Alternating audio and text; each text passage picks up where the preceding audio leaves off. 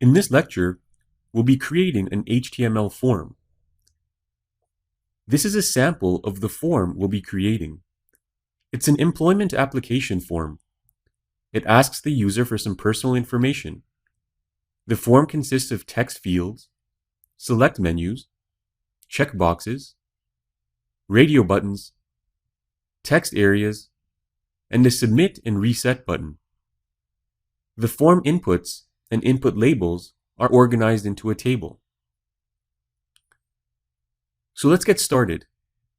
You'll need to open the form.html file in the Downloads folder corresponding to this lecture.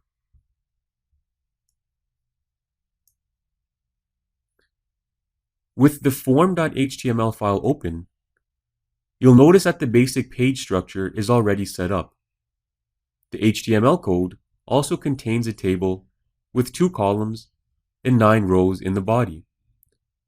We'll use this table for our form fields. Let's preview the file just to make sure our table is visible and there are no errors in the code.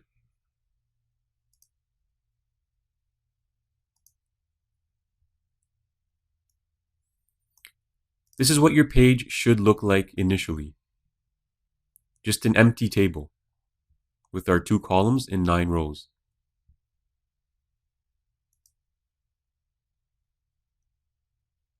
The first thing we need to do to create our form is insert our open and close form tags.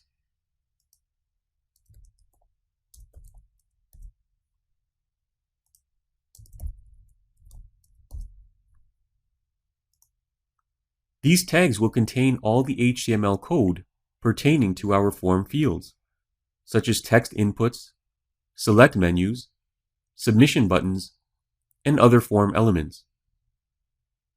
It's very important to create the form tags first, otherwise the form will not work. The form tags must encompass the entire table because all our form fields will be contained within the table.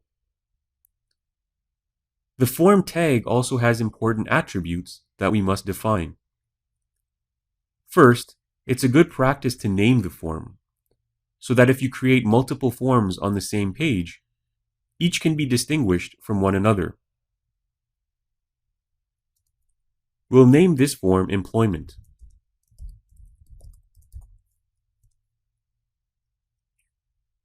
Next, we need to instruct our browser on where to send this form data upon submission.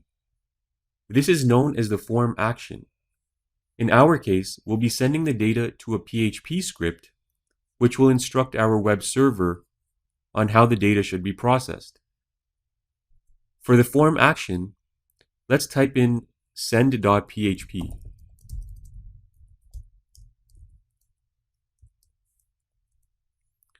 We will create send.php in the PHP section of this course. In addition to the action attribute, we must also specify a method of data transmission. A form method tells the browser to submit the data through the post or get command. For now, we'll define the method as post. We'll explore both these methods in more detail in the next lecture.